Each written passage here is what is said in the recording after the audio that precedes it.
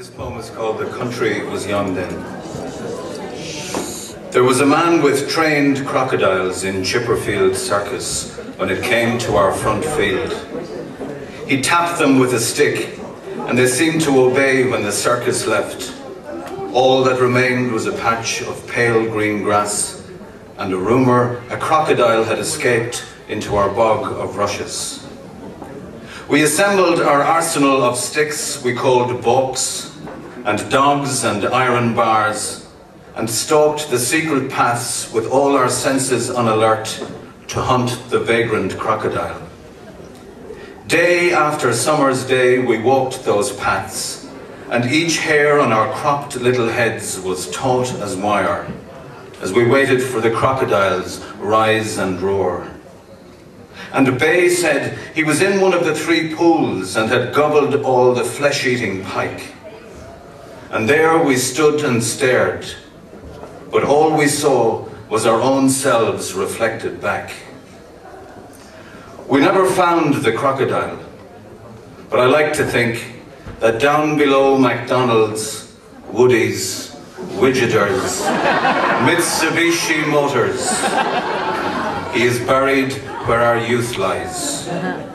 Where once was a bog of rushes, secret pathways, 3 pools, and enough excitement not computable by PC to make your hair stand on end.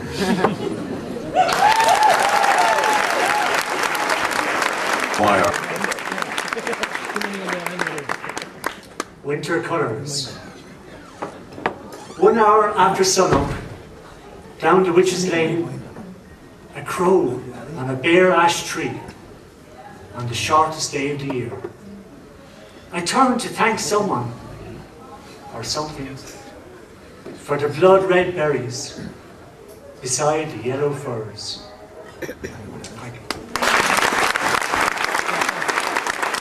Well, I will sleep in peace. It's so sweet to rest.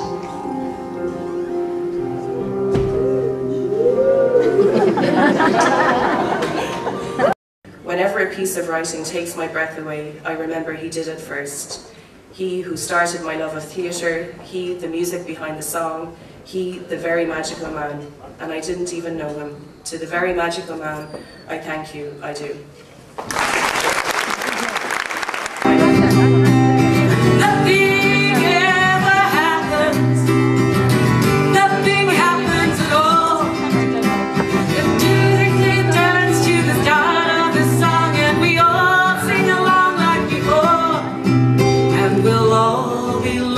Tonight and lonely tomorrow. Jim and I shared together over many years with Red Kettle in that we coloured into pictures together. As a set designer and a painter, I was often resentful that lighting designers got to colour in your work. But sometimes you meet somebody who shares a kind of wavelength with you, and I know Jim Noel and Jim and I many times spent hours and hours sitting behind the lighting desk colouring into pictures, and it's a memory I'll always treasure. So this is from Brian Doherty.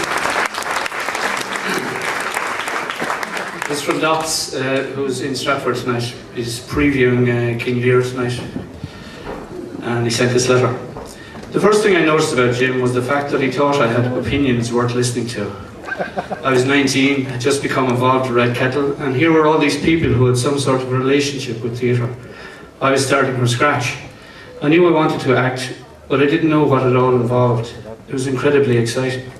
Jim was one of the people who included me from the get-go, and he was one of the reasons I started to believe that there might be a career in this somewhere down the line.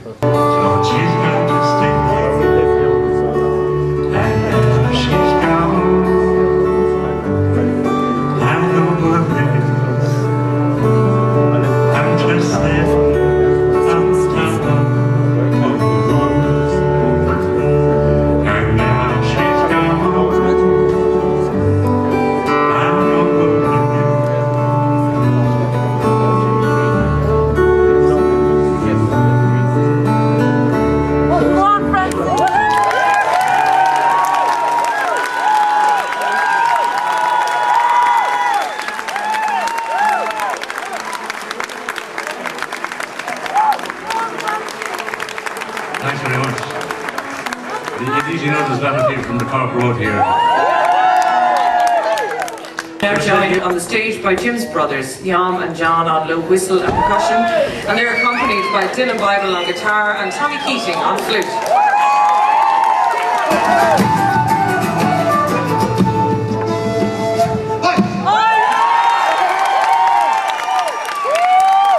Tonight would have been actually my other brother's Paul's 56th birthday tonight.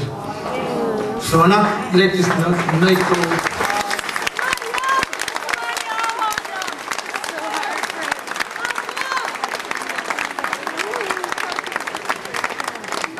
As we play this tune, we just put one of our ears to Paul's direction. I know Jim wouldn't mind. And I don't think he'd mind either. And Laura! And Laura. She would never mind. That was never in question. But as I played the tune, Paul taught me this tune as a young man. Jim taught him the tune, so just not let the night go by. We're still thinking of Jim. And the rest.